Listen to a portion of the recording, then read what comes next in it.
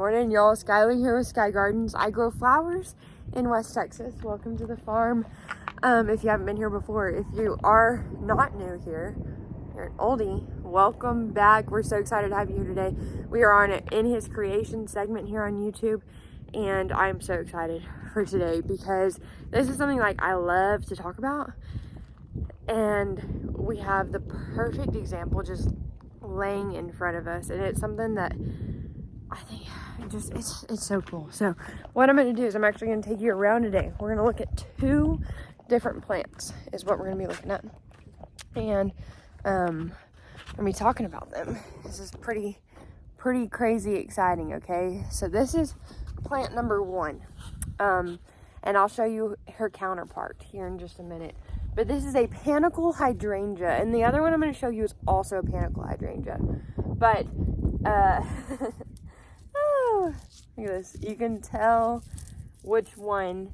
I'm gonna let you be the judge, okay? But we've got lots of leaves coming off this. It doesn't look too hot. Not too much green left on it.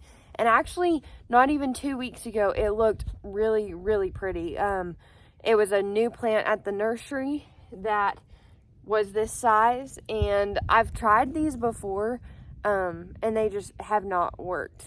The only way I can get these panicle hydrangeas to grow is planting them whenever they're really small, and I mean like this tiny, because then they get acclimated to their environment, they get acclimated to the soil, all the different things. Like they get acclimated to the different weather that we have, the wind, everything, and they look a whole lot different than this guy does, which was just now planted in here and hasn't been a part of the farm for very long, right? And so now we're gonna go over and we're gonna look at another one. I also want you to notice something about this one.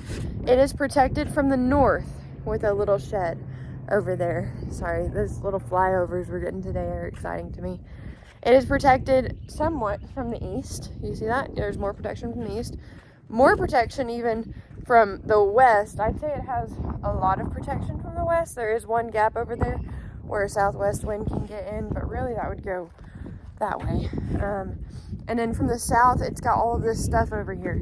So kind of protected from the south too, right? It's pretty in a good space to be nice and protected from all of the elements. So I just want you to note that, okay? Like, that thing is much babied as anything on this farm will be. And I can guarantee you of that. We're going to get to walk through the garden for a minute today, so that's pretty exciting. This is all of our roses over here. We've got some holes to fill in, don't worry. Those will be filled in the coming years. But it's beautiful, and it's blooming, and it smells so good. I hope you can hear me all right. I hope that wind's not getting you too bad. Hold on. We're gonna get over there, okay? We're gonna get over there. This is really exciting though, because let me tell you, this other plant that you're about to see, you can tell I'm walking way out here, wide open in this field, basically. It's basically got weeds around it. Not too much other protection, let me tell you. Walk over here and see how this plant looks. I'm actually I'm passing a few others along the way, but this one's our biggest one that we have so far. So that's why I'm choosing it. So please remember, still a panicle hydrangea. Same plant as that one over there, right? Couple differences. One way out in the open, right? Let me just show you the full 360 move. Woo! No protection, okay? 0 protection here. We've got lots of green, beautiful growth. It's really filled in nicely. We don't have any issues with any other, like any of the leaves falling off and dying or anything of the sort, right? And you can see it has a friend right over there. You can also see weeds. You can see that it has a friend. And let me tell you something. This one was planted 2 years ago now. On the worst year we could have possibly had anything growing. Really bad drought, really bad wind. Okay, I take it back. Maybe every year. No, I'm just kidding. But it was a particularly bad year to be starting any plants. And it was this small. And let me tell you, it just pushed through and pushed through and pushed through. And it had leaves the whole time. And it was growing and it was doing well. And the reason we're talking about this today is because we have such an amazing opportunity through Jesus to be green no matter what the conditions. And you can tell that other plant over there has been ripped to shreds, and it is even kind of protected, right? But it wasn't planted in our firm foundation until this year. And so it's new, right? It's coming to it, but it doesn't have that firm foundation yet because its root systems haven't spread out. They haven't gone into our soil. They are still in the potting, like the pot, right? Like maybe some have started to branch out a little bit that way into the firm foundation of our ground and of our earth and of our soil. But at the same time, they haven't gotten there yet. And this guy, meanwhile, is planted in a firm foundation, and it is strong. And it can stand against the wind and all of the elements that come its direction. It can stand firm. And it will produce beautiful blooms. We'll have to come back to it in the fall so you can see it. But it produces such beautiful blooms. I'm obsessed with them.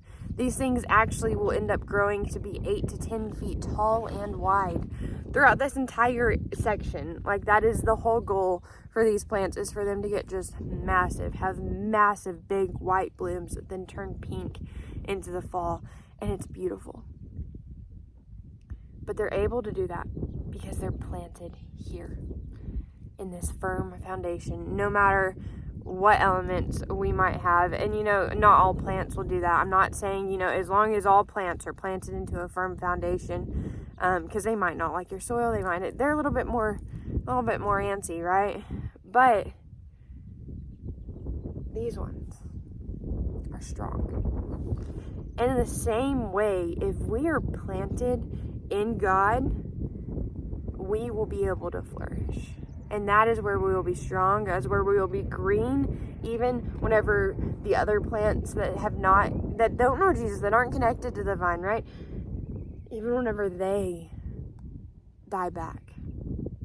Now, yes, the goal with that thing is make it survive the year, and then hopefully next year it'll be able to root out a whole lot more, and it will have a firm foundation. It'll be strong, and it will be able to grow.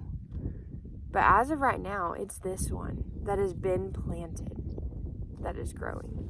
And I want to read right here in Matthew. This is so cool. Okay, whenever we get to, you know, hear Jesus's words, I think it's just the coolest. Matthew 8 right here. And the title of it is Build on the Rock. And it says, "Therefore, whoever hears these sayings of mine and does them, I will liken him to a wise man who built his house on the rock. And the rain descended, the floods came, and the wind blew and beat on that house, and it did not fall, for it was founded on the rock. But everyone who hears these sayings of mine and does not do them will be like a foolish man who built his house on the sand. And the rain descended, and the floods came, and the wind blew and beat on the house, and it fell, and it was a great fall."